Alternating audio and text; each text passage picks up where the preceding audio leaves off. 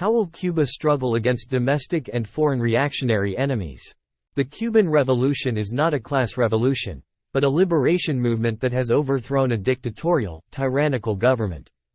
The people detested the American-supported Batista dictatorial government from the bottoms of their hearts and so rose up and overthrew it.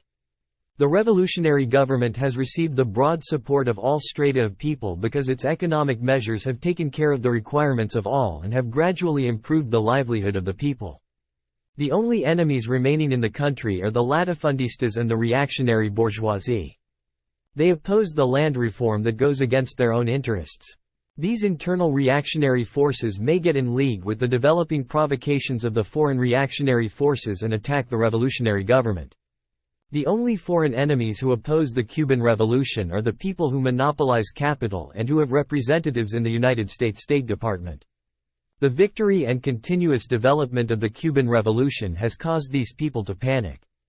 They do not willingly accept defeat and are doing everything possible to maintain their control over the Cuban government and economy and to block the great influence of the Cuban Revolution on the people's struggles in the other Latin American countries.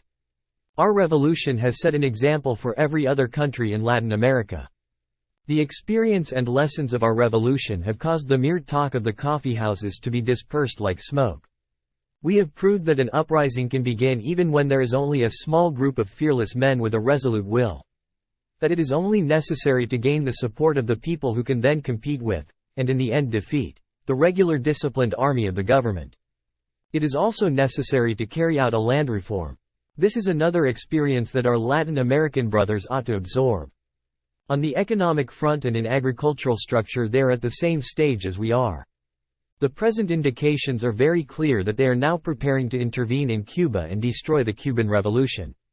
The evil foreign enemies have an old method.